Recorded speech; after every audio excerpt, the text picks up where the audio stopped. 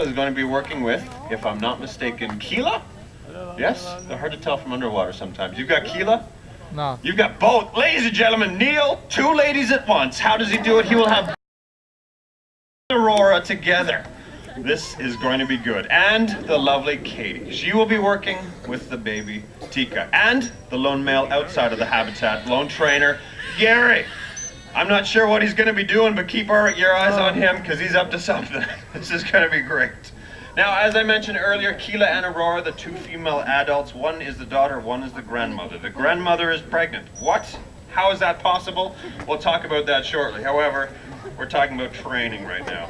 Now, you notice the trainers, they do have some characteristics. They're wearing waterproof pants. Why? Chances are because they might be getting wet today. Who knows?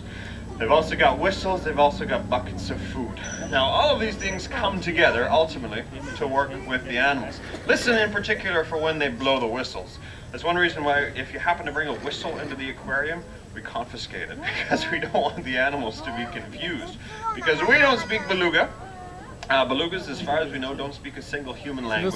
So we have to come up with a common sounds in between so that we can communicate with these animals. And the whistle, well, that comes in handy.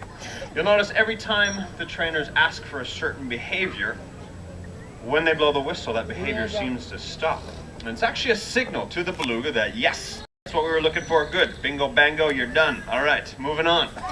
And we ask for different behaviors with hand signals. There are some vocal commands that we use. It's very similar to working with a lot of us that have dogs. You ask the dog to sit. Come on, boys, sit. Chances are they don't actually understand that when you say sit, it means, oh, well, of course, I'm supposed to lower my body position down into a seated position. No, they've just learned to associate that sit with, okay, I'm supposed to do this, and then, good boy, good job, all right, that was awesome. Same thing with the belugas. We ask for a certain behavior with a hand signal or a vocal command. It happens, yes, nicely done. Now, similar to, again, our canine friends, whenever they do things right, here you go. Here's some chicken scraps off of the table. Well, we don't have chicken scraps for the belugas. We do have something quite fine. If you just stand anywhere near a marine mammal trainer, you tend to get a whiff. Ah, yes, the raw herring. Lovely, very nice. Belugas, very large animals. They do enjoy their fish, obviously. Now, you may want to try this with friends, family at home. If they do something correctly, could you please take the garbage out? If they do it correctly, give them a raw fish. See what happens. It might work, probably will not. However, there are a lot of us that are motivated, certainly, to do things by food. Belugas, no exception. These animals are eating between 15 to 30 kilograms a day, which is roughly the weight of a small child, chopped up each and every day and fed to the belugas. It is, of course, usually fish, amongst other things, but we do break that food up throughout the day, because that's a lot to eat in one sitting. So we actually come out and work with the animals 5 to 6 times a day, depending on the time of year and who's eating what. So yes, certainly food is a very good way to positively reinforce the behaviors of these animals. But it's not always food. You'll notice Tika, working with Katie, she doesn't seem to be eating a tremendous amount, and that's because she is still nursing, mostly. She's getting used to food slowly. She is slowly starting to eat some, mostly playing with her food, like other young mammals at that age. However, yes, these animals, they are very similar in that they do like a lot of tactile stimulation, high fives type of thing, rubs on the forehead. Belugas in particular like to have their tongues rubbed for whatever reason. So you notice Katie working with Tika, that yes, there is a lot of that positive reinforcement in terms of just physical interaction. And again, getting back to our friends, family example, take out the garbage. If you don't want a raw fish, maybe a rub on the tongue. Good job. Awesome.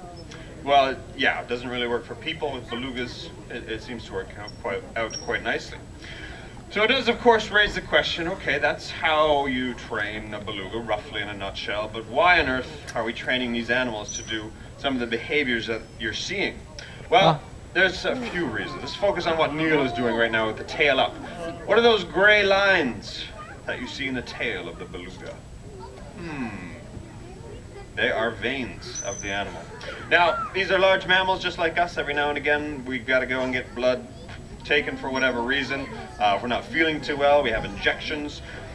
These animals very similar. Every now and again we do have to take blood to monitor what's happening with them. If they're not doing too well, there's injections perhaps that we have to give through a vein. You'll notice how thick and blubbery they are. They can still jump really high even though they've got that thick blubber. We don't really want to be poking through all that blubber if we have to try and find a vein. So it's similar to whenever we go to a walk-in clinic or to give blood and there's someone there that's not very good at finding our vein. It hurts an awful lot when they're poking around. So we don't want to be doing that with our animals. So we train that tail up behavior that we just saw so that we can actually see the veins easily and that way hopefully not hurt the beluga more than we absolutely have to. Now we don't obviously stick them with a needle every time they give the tail up. We just train that. You do it correctly, good job, here's a fish. You do it correctly, good job, here's a tongue. You do it and then so it's obviously not every time, but we train these behaviors to help us help the animals with their own health care. Another reason we train the different behaviors is to showcase some of the really cool things belugas can do. They are unique amongst a lot of whales. There's whales that can't do what they can do, believe it or not. Belugas, you'll notice how they're able to move their head around, which doesn't really sound that impressive. I mean, we can do that too. But a lot of whales can't. They can't actually move their head back and forth and stretch it around. Belugas can move their lips. Again, big deal. Well, we can move our lips too. We can whistle, we can spit, so can belugas. Not too many whales can actually spit. We train belugas to spit above water to show that, yes, they can actually spit. We're not making this up. This is true. And why do we think belugas can spit? Well, we think so because they use this behavior to find food. They swim into shallow water, spit into the ground, stir it up, and maybe find something good to eat. And that is kind of cool because where belugas live, in the Arctic, there's generally speaking not a lot of food just floating around freely. They've got to work really hard to find it. And they're obviously very good at finding it because they're big and blubbery. So by showcasing this ability of the belugas to find food, we, learn a little bit more about them and just how unique and remarkable they actually are. And they can spit above water too, really high. See? Rubber pants, waterproof, nicely done. You're safe, Neil. Keep it going. Now we train these unique behaviors to showcase what belugas can do. Because yes, belugas do live in the Arctic. It's a rather miserable place. It's dark for most of the year, very, very chilly. Generally speaking, not too many of us want to go and spend a lot of time there. So by having the belugas here, showcasing what they can do, we get to know these animals a little bit better. And then if we hear about how things are happening in the Arctic that kind of are affecting the belugas in a negative way, well, now we know about the belugas. We're like, hey, those are my friends the belugas. I don't really like what's happening with them. And maybe we'll be inclined to change our behavior even way down here in Vancouver if we know that stuff that we're doing is affecting their lives way up in the north. Finally, we do train these animals because they are mammals just like us. They've got complicated minds that we are only beginning to understand. They've got some rather extreme musculature.